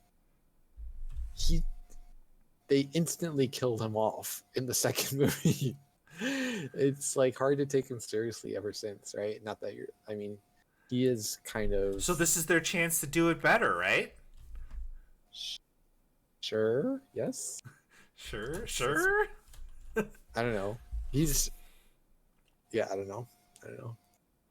We'll see. I am neither. I am neutral on the addition of Johnny Cage to this. Okay. All right. Fair enough. I thought you would be hyped for it. Okay. I'm not all about Johnny Cage. Sub-Zero is probably, and I think he's maybe most people's favorite Mortal Kombat character. Do you want to say anything else about the movie before we move on? Nope. Let's move on. Okay. Trending up and down this week. I think I got a couple of good picks. I'm kind of excited to talk about this one. But traditionally we have you go first. So who is your trending down for the week, Josh? All right, my trending down. It's a good one. We're gonna go with Gwyneth Paltrow.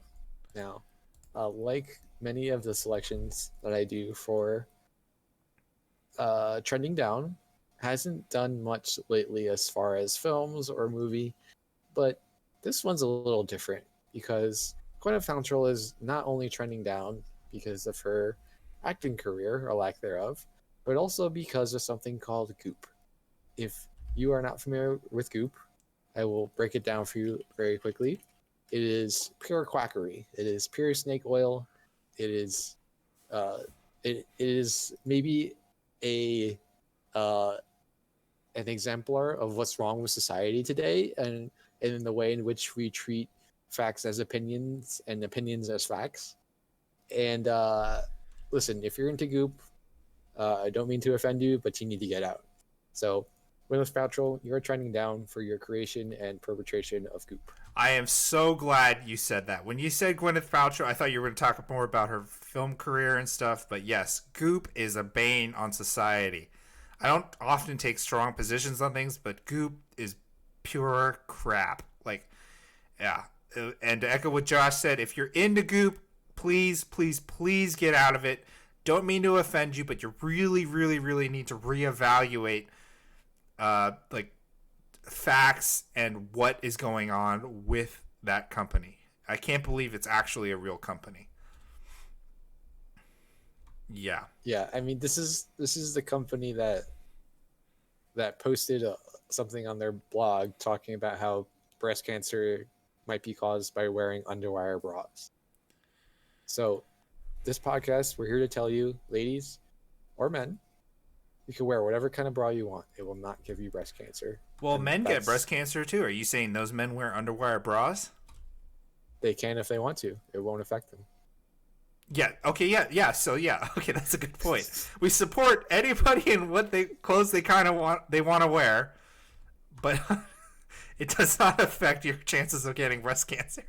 It's not a factor. Yeah. Yeah.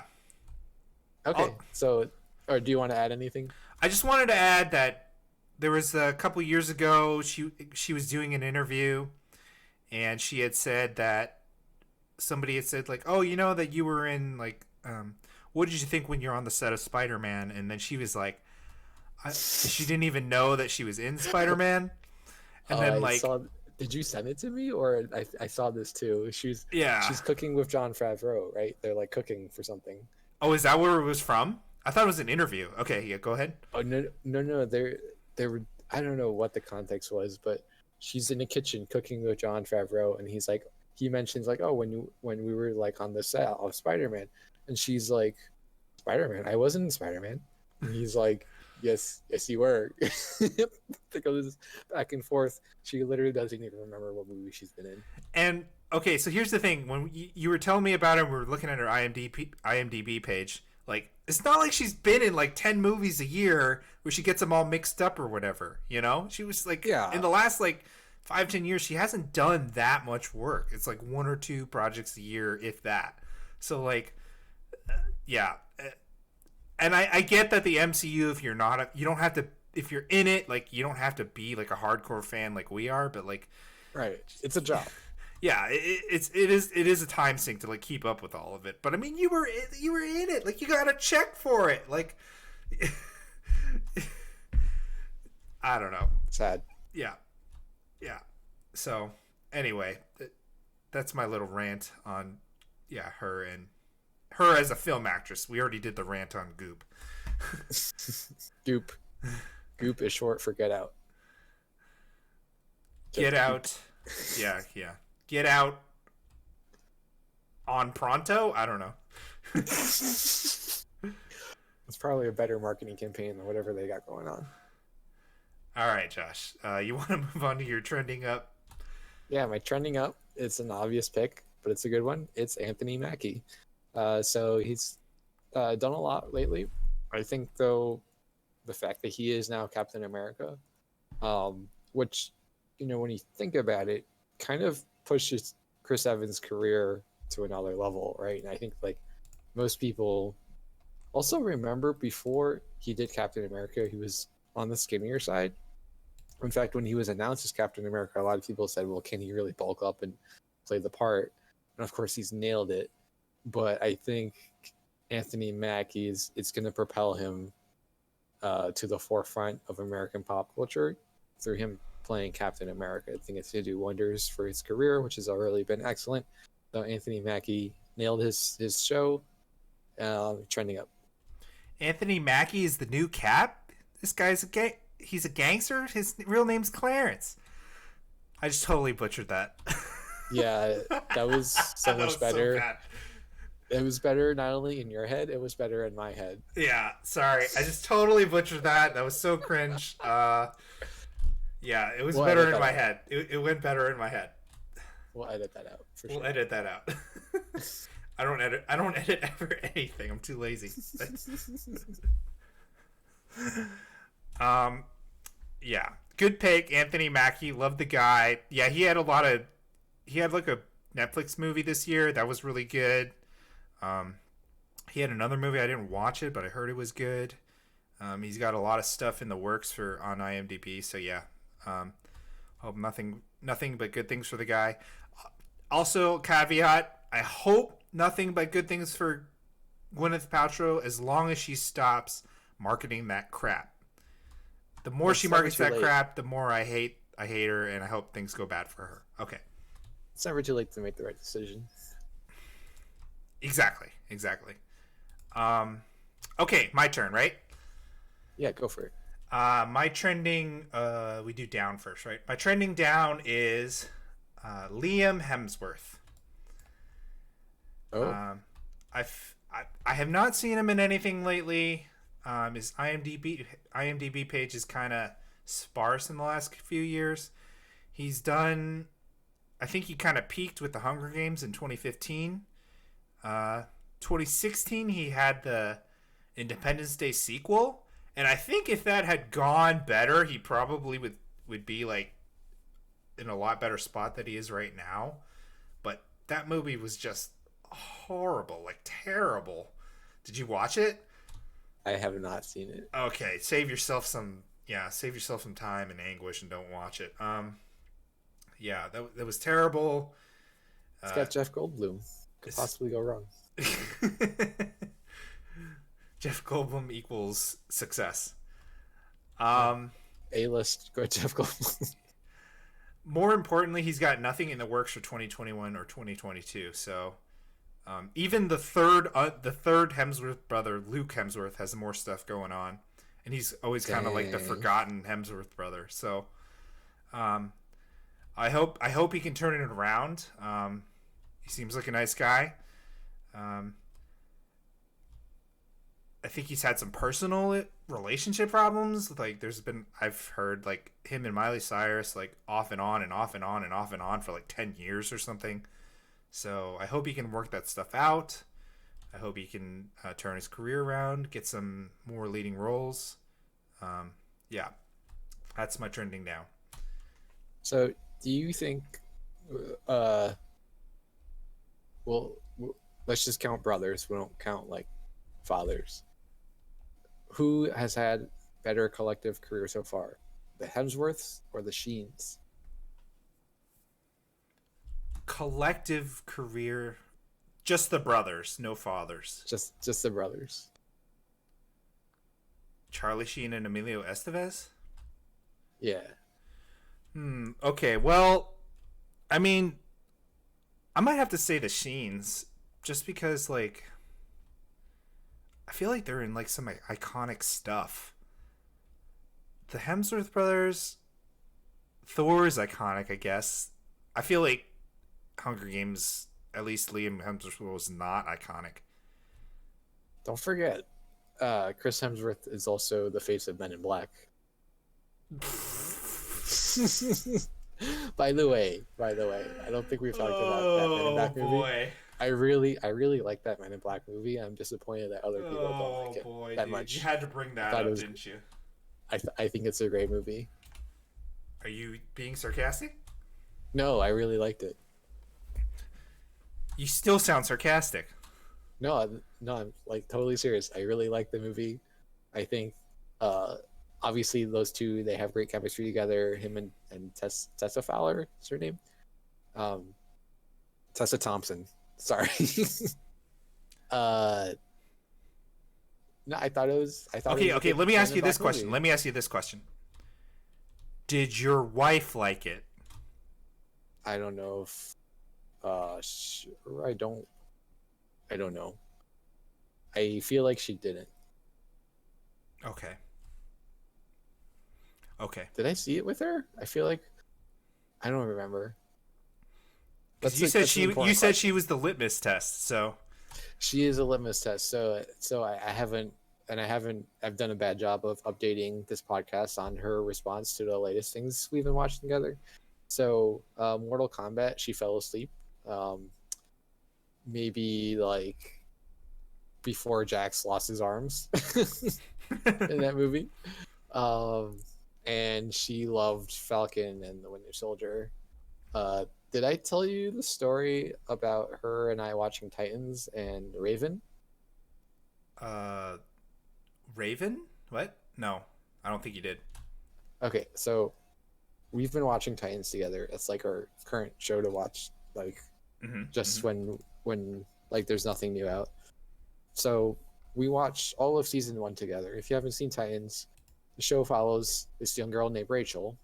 Rachel has pale skin, a demon father, uncontrollable demonic powers, and she often wears a hoodie that has like a widow's peak on it, and she's got a raven tattoo. At the end of season 1, my wife turns to me and says, "Is that girl supposed to be Raven?" So anyway, I thought that was a funny story. Okay. Way to embarrass your wife on a podcast, dude. She also didn't know. Oh, I have stories for days. Did you know? This was like last year. She neither knew who Bruce Lee nor Jackie Chan was. Oh no! Yeah, no, I've got all kinds of stories like that. I went back to Titans. She's like, so I'm looking at her like, "Oh, you're serious? You didn't realize I was Raven?" I'm like, that's Beast Boy, right? And she's like, "Who?" I'm like, Gar. Gar is Beast Boy. She's like, "Oh, that's why he's green." I'm like, yes, he's green because he's Beast Boy. Oh gosh. So anyway, my wife is indeed the litmus test for whether or not something is easy to understand and is entertaining. Okay, that is fair enough. Fair enough. I feel like I gotta ask her. She probably doesn't remember if she saw Men in Black with Chris Hemsworth or not, but she definitely loves Chris Hemsworth.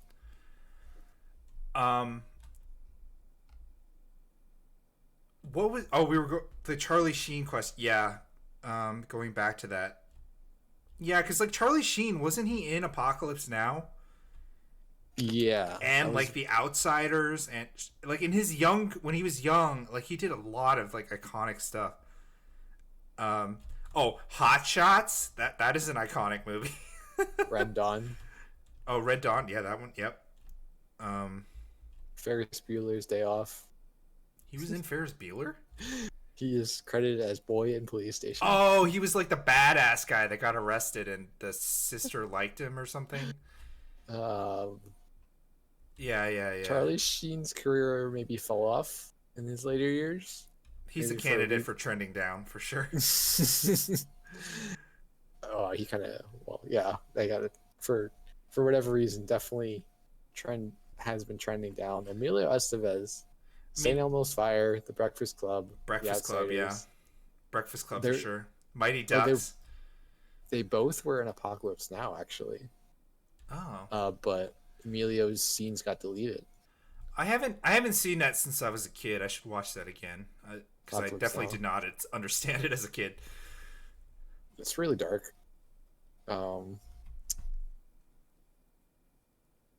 Emilio Estevez was in the first Mission Impossible. Yeah, that's right. He got killed in the elevator shaft.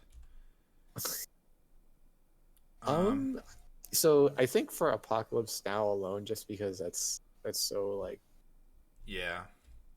that's just like up there in all time movies. I think it's closer than it looks at first.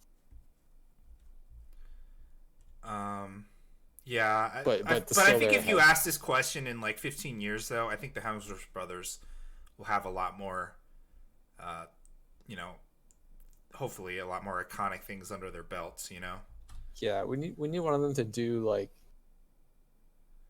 well, Hunger Games. Now, I mean, not speaking. and then I gotta say, like Chris Hemsworth, outside of like the MCU, like I thought Men in Black was terrible, and then I went to watch that hacker movie he did, and oh my god, that was so terrible. It was so bad. Like, Have you ever seen a good hacker movie? it was just so bad. And you know, I'm a big Hemsworth fan. I was like, oh, Chris Hemsworth doing this movie, I'm gonna go see it. And it's just like, oh god, it was so bad. The dialogue was terrible. The plot was terrible. The character is terrible. It's just I don't even remember like exactly what it was about, but it was just bad. So, yeah, it's so bad that I can't even tell you the full story. That's how bad it was. Yeah. So I think he needs to. I mean, Extraction was good, but I think he needs a few more. I don't know. I think he needs to get a good dramatic role. You didn't like his performance in Star Trek Into Darkness? You mean Star Trek? The one before it? You mean Star Trek 2009? He was in both, apparently. He was not in both. Yeah, he's credited. Star Trek Into Darkness, George Kirk. He is not in Into Darkness, and I will debate you on that. It's on IMDb. I don't know what to God. tell you. Okay, we'll take that offline. Let me do my trending up. Now you're getting me angry, Josh. Jennifer Morrison was Winona Kirk. I have emptied this out of my mind. I totally forgot about all this. Yeah, so we need them to do like an all-time great movie. Like we need them to do like something that's like critically good. Yeah. They don't like. Well, this kind of runs into like your rant you were doing last week on the Oscars, but it's like they don't do a lot of those critically, because they don't sell. Yeah. So like all of like the critical darling movies are like these tiny independent films all the time that you never hear about. They don't have like, and they usually don't have like these giant stars. So You know what movie I thought was amazing, but I'm sure it didn't do very well? I don't care. Drive. I love Drive. I never actually seen it. Is that the Ryan Gosling one? Yes, you gotta see it. It's It's good. Yeah, I'd love for you to watch it, and then we can talk about it here because it's Okay. that good. For you, I will watch it. Okay. Yeah, it's okay. I will stop talking about it now. Okay. Can I do my trending up? Because we're like coming in on sorry. an hour and 40 minutes. We've lost all our viewers. Okay, so my trending up is Michael B. Jordan. Nice. He is obviously he's probably most well known now for being Killmonger and being in the Creed franchise. He's got this Tom Clancy movie coming out next week that I really want to watch. So Yep. maybe that'll be our pod next week. Is that reviewing that movie? Is he Jack Ryan? No, he's John Kelly. No, but he'll probably basically be like a Jack Ryan clone. So I thought Without Remorse, the book is that is a Jack Ryan book. Okay, anyway. It's probably basically like They just just playing changed. Jack Ryan without playing Jack Ryan just because of copyright Yeah. issues or something. Well, they've already got Jack Ryan, right? They've got Yeah, so maybe they didn't got want to Jim. confuse people with the John Krasinski Jack Ryan. They've got White Jim. They've got white Jack Ryan, so you can have a black Jack. I don't know. Yeah, so I'm really looking forward to that one. Yeah, let's talk about that on the pod next week. What? That movie, the Tom Clancy movie. Oh, Because we got nothing What is next it- week. what is it going to be on? It's on Hulu? Amazon Prime. Okay. You have that, have right? it. Yeah. I should have it, yeah. What do you mean you Um, think you have it? I honestly, I mean, I can check right now. Okay. Well, anyway, yeah. So Michael B. Jordan, he's gonna reprise Killmonger in the What If Marvel series. I didn't know he was doing that until I was doing research for this. So that's nice to know. And then he's got 3 other projects in the works on IMDb. So he's definitely trending up. I think he had an Oscar nom last year for the Without oh god, I'm gonna butcher the name of the movie. What was it? Without Prejudice? Without Prejudice, is it? I don't know. I'm just guessing. The one with Brie Larson.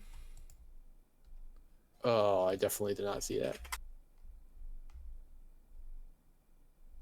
So it turns out I do Just have Amazon Mercy. Prime. Wow, I was totally wrong. Just Mercy. Because Without Prejudice, I think, is also a Tom Clancy book. Okay. All right. And I guess there was rumors about him reprising the role of Black Panther, but Him taking it over. him taking it over, I think that was just fan hopefulness on the internet, though. I don't think they're going that route. It doesn't. There's been no noise on that at all. Yeah. Well, there's been like no news on that at all, actually. Like, Yeah, we have no idea. yeah, what- they what's just haven't gonna said happen. anything. They've been really If hush this- hush about Black Panther 2. Yeah. All we know is that it's moving forward. So, Right. uh, And it seems like my understanding is they did not get footage before Chadwick Boseman's passing. yeah. Yeah, I think it's still pretty early in the process. What if they deepfake him? Oh God, please no. No way. Well, I don't know. The deep fake stuff is still to me is still unsettling. I don't think I've What if- seen a deep fake with a deceased actor that has worked. I've seen like the Nick Fury de-aging, like the de-aging stuff in Captain Marvel I thought worked well. But the deep fake stuff for actors that aren't with us anymore, I don't think has worked that great.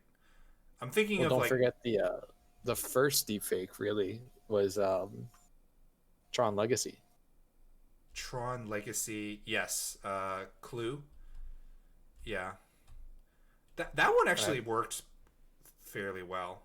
But For that was like, whatever reason, that one's like much better. yeah, and it's like a 10-year-old movie. Also has Daft Punk in it. Rip Daft Punk. Yeah, I looked fondly upon. What's her name? Olivia Wilde. That found okay. it on Tron That is Legacy. on my list of movies. That is, like, I don't know why people didn't like that when it came out. I thought that movie was amazing.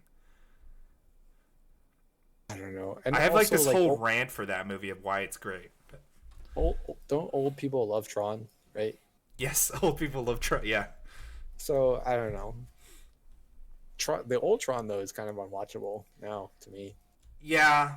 I remember like hearing it was so great. So then, like before the sequel came out, I went to go rent it with my sister, and like we were all excited, and then we were just kind of like, "Man, this is really bad. This looks like some kid on YouTube or something." You know, like. Yeah, and you compare it to Star Wars, and it's like, well, I mean, credit to Star Wars, but it's not. It's not Yeah, comparable. but I thought Tron Legacy was great, and I was bummed that the sequel for it was in the works for so long, and then they finally canceled it a few I years think ago. they have a cartoon or an animated show, right? Do they? I thought that's a thing. I'll have to look that up. Maybe I just imagined it, or I wanted it to happen. But yeah, like Tron came out in 1982. Star Wars came out 5 years earlier, and like, As far as special effects go, blew it out of the water. yeah. Well, Star Wars, the original Star Wars had some. A lot of the special effects in Star Wars are really just models, you know. Mm-hmm. So it maybe it's like not fair to compare the two. They're trying to do something different. Yeah. Honestly, most of the most impressive things in Star Wars are the painted backgrounds that nobody realizes they're painted. Um. Wait, did you not realize they're painted? No, no. I knew. I was just saying. Like, I was just wondering how much of that was redone with the revised editions. Well, now you're getting me started on my rant. So did you know it is impossible to buy right now the theatrical cut of Star Wars original trilogy? I did know that. Yes, It's and been erased. yeah. Like Um. name another franchise where like Did they Isaiah Bradley the Star Wars theatrical cut? dang. No, but and like partly it's like a George Lucas thing. Where he literally every time it gets released either in a different format or released for theaters, he always changes something. But Yeah, yeah, you should still let us watch the original if you want, right? And now with Disney Plus, there's no like, oh, well, we don't want to make the tapes or we don't want to print the DVDs. You have Disney Plus. Just let me have it a drop down, so that I can watch whatever version I want of Star Wars. Maybe that was a caveat, or not a caveat, like a condition when he sold the rights, though. That they cannot sell the original. Yeah, maybe. He seems like the kind of the OCD anal person that would like. Sorry, no offense, George, but he's that picky about his like creative property that he would like put that in there. I would totally believe that. I mean, this is just me speculating, totally speculation, But I don't know. I don't think there's a good reason for it. Whatever though. because by the time he Tricky. sold it, which was what 2012, I think he sold it. Uh, he had already done like the revised editions. Well, so there's theatrical, then there's the VHS, then there's the The re-release. 90s re-release, yeah. Yes, which had a lot more CGI in it. Yeah. Then there's the DVD version, which is also different, and that's like what most people see now is the DVD release. Yeah. I'm trying to think of I should check on my copies because I have the DVDs, but then I also have them in digital format too, and yeah. And it's always like he changed like it was he's always changing like the Han shot first, right? And then Yes. that's always like the biggest thing. Okay. So actually, We might want to take this offline. because I just googled it and the list is like, it's like off my screen. I have to scroll down to the Okay, you probably need like a PhD just to understand all of the differences. yeah, like you need a PhD to understand George's brilliance or madness, depending on your point of Okay, view. we're totally off topic. I'm gonna wrap this up. Like We can take this offline. trending up. What are you watching, Josh? And what do you got going on? All right, so we're still going through Titans. Um, Obviously, no Captain Falcon this week. I'm just looking at Amazon Prime now. I was not looking at this before. There's all these cool things I could be watching. Invincible has been recommended to me. I'm gonna try to watch Sound of Metal because it's Oscar Academy Award nominated, whatever. But I think it's gonna be good. I like what it's about. And that's pretty much it. So I feel like there's a void on Netflix. Well, that's not exactly true. So if you're looking for like a good uh and like a parody anime, there's one that was just released called The Way of the House Husband. It's amazing. It's great if you're Okay. into that genre. That sounds funny. Yeah, it's have you ever heard of oh, shoot, Excuse me. what's it called? Psyche K? Psyche K. Have you ever heard of that? No. So that's also like a parody anime series, but oh well, anyway, I'll tell you the plot of Way of the House Husband is that he's a former Yakuza boss, who has gotten married and now has settled into his life as a house husband. But of course, he does everything in Yakuza style. Okay, that sounds awesome. Yeah. So, but apart from that, I feel like I'm scrolling through Netflix and like I can't find things to watch.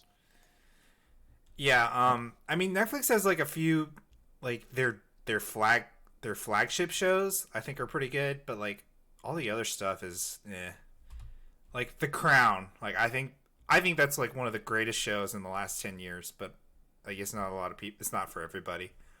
Um yeah, but and then like when I'm trying to scroll for stuff in that, like I usually always end up on some stand up or a documentary because like the fiction stuff is just sometimes it's just blah. Yeah, I feel like they changed their algorithm in the last few years where to be more similar to the YouTube algorithm, where it tries to show you things you've already seen. Mm, Because like that's it's been demonstrated that that's that will what. maximize your engagement time. Yeah, exactly. Whereas before, when Netflix first came out, at least I don't know. Maybe this is just like rose tinted lenses, but it seemed like I got recommendations for things I hadn't seen before. It was a little. It's like, oh, I never heard of this. Let me try it out. That doesn't Yeah, happen so much. yeah. It'd be cool if you could choose like different options for the recommender algorithm like that. Like show me stuff that's similar to what I've watched, but not exactly what I've watched, or you Well, know. it's I don't know why this is on Netflix, but the new to Netflix or the new releases thing. Hmm. It has never ever been accurate. It has never been actually new releases, and no one has ever been able to explain why. Yeah, and So, sometimes when something comes out and I see the date on Netflix, I'm like, oh, I really want to watch that. And then, so I have to like set a calendar reminder because like if I go on Netflix, sometimes it won't show it at all, even though it's like a brand new thing. I think they want you to turn on notifications for your phone, which is a whole nother. Oh, dude, I don't even. I have not connected it to my phone. I try to keep all that stuff away from my phone. Yeah, Um. yeah. All Anyway, right, what are you watching? still making my way through Titans. I'm on season 2 now. I think I got like 4 episodes left. Um. How far are you? I don't want to spoil it, but they introduced a character that I should have been expecting, but I wasn't expecting. And I Are thought you that was talking pretty about cool. Connor? Yeah, I'm talking about Connor. I am on season 2, episode 11, And which Connor's is dog, which is like the coolest dog in like any TV show or movie ever. oh yeah, Crypto. Crypto is Crypto. great. Yeah. So that was great. Um, I started watching on speaking of Netflix this show Serpent on Netflix. Okay, that's an example. I wanted to watch Serpent on Netflix and I had to go searching for it, even though it just came out really recently. It's weird, right? Yeah, so that's a perfect example of what I was talking about. Yeah, it's about this. It's a true story about this serial killer back in the '70s in Thailand. He killed a bunch of the expats that are just vacationing and backpacking around Asia. Oh yeah, yeah. I've seen the ad for that. Yeah. Yeah, so yeah, the guy is super creepy, and he seems to have like a guy that helps him, plus his wife or his girlfriend slash wife seems to be not really helping him, but she's kind of ambivalent, kind of apathetic. She definitely knows what's going on. She just doesn't say anything. So it's Interesting. yeah, we're getting to the pretty intense suspenseful part too, because there's a guy that's like on his trail trying to track him down. I watched Stowaway on Netflix. That was the Anna Kendrick space movie. Daniel Day-Kim, Toni Collette. I was pretty hyped for this, just because I saw the preview, the trailer, and I thought it was pretty cool. And then I watched it, and it was just, I was telling Josh beforehand, super depressing. Just like, oh my god. I was just like, oh geez, this just makes you want to like not do anything. It's just like, oh man, it's so sad. So yeah, if you want to watch that, it's just know you're in for a downer. And then I guess I'm gonna have to try to catch up on Star Wars, Clone Wars, and Rebels because we got the Bad Batch coming out in 2 weeks. Oh, you don't need Rebels for Bad Batch. Okay, I don't need Rebels for Bad Batch. Fine. You need Rebels for Ahsoka. Ahsoka, yeah. Yeah. So that's what I got going on. This is probably our second longest podcast ever. Apart from like the one we did with like when we were doing the back and forth guessing game. Yeah. Good times. Good times. Classic. So we're probably gonna end it here. Anything else you want to say, Josh? Nope. We will talk to you all later. All right. See you next week. Bye.